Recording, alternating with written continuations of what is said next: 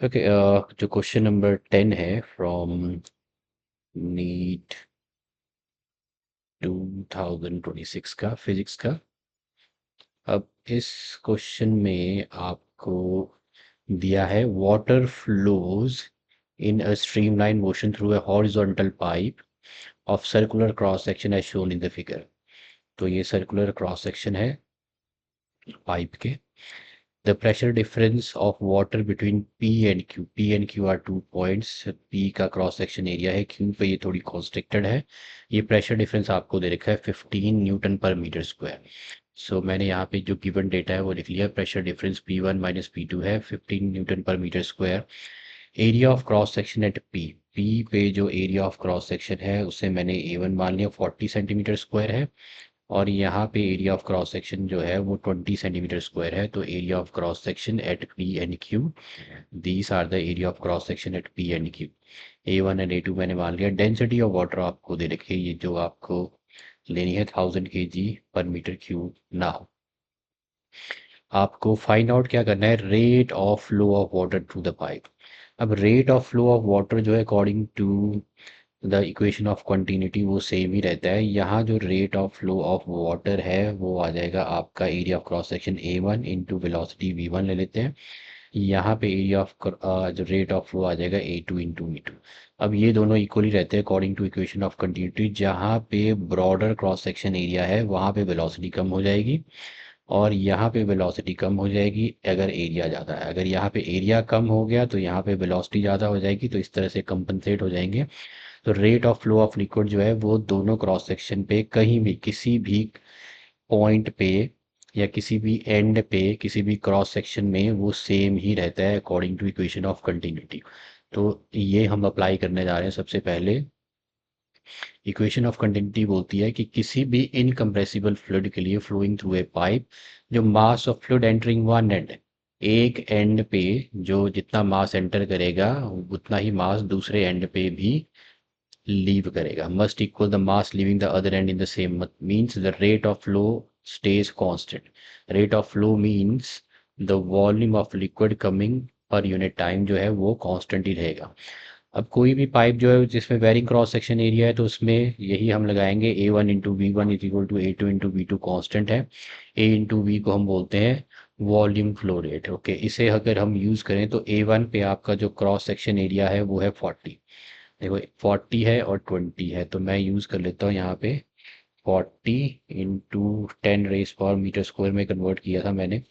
यहाँ V1 ले लेते हैं, और A2 का क्रॉस सेक्शन एरिया है 20 इंटू 10 रेज़ पर -4, वेलोसिटी V2 ले लेते हैं। 10 रेज़ पर- ये कट गया, ये हो गया इधर 2। तो 2V1 इज इक्वल टू आ गया V2। Let's keep this equation, ये हमने इक्वेशन ऑफ कंटिन्यूटी लगा दी। That says the volume rate of flow of liquid at any point और at any cross section area in the pipe for a pipe with very cross section area is always constant. Next हम इसमें जो use करने वाले हैं वो है Bernoulli's equation. तो इक्वेशन ऑफ कंटिन्यूटी तो हमने लगा ली। तो volume rate of flow of through the pipe is constant. यहाँ पे हमने जो इसको यूज करके हमने निकाल लिया कि 2 times V1 is equal to V2 है। ये हमने यहाँ पे रख लेते हैं। Now let's use the Bernoulli's equation. Bernoulli's equation, according to this equation, it states that कि किसी भी स्टेडी स्ट्रीमलाइंड फ्लो जो आइडियल फ्लूइड है उसके लिए sum of pressure energy, kinetic energy and potential energy per unit volume means constant. ये है pressure energy per unit volume, kinetic energy per unit volume and the potential energy per unit volume हमेशा constant रहेगी। मतलब this is a pipe of varying cross section area. यहाँ area of cross section A1 है, यहाँ A2 है। यहाँ पे जो sum of potential energy, sum of pressure energy, kinetic energy and potential energy per unit volume will be equal to the sum of the pressure, kinetic and potential energy at this point। तो किसी भी horizontal streamline pipe के लिए, horizontal stream line pipe के लिए जो H1 और H2 है, these are always equal. Horizontal streamline के लिए, स्ट्रीमलाइन पाइप के लिए H1 और H2 इक्वल हो जाएंगे। तो यहाँ अगर मैंने दोनों को इक्वेट कर दिया तो ये टर्म यहाँ कैंसिल हो जाएगी, मेरे पास बर्नौलीज इक्वेशन की रिड्यूस फॉर्म बन जाएगी। इसी को अब हम यूज़ करने वाले हैं।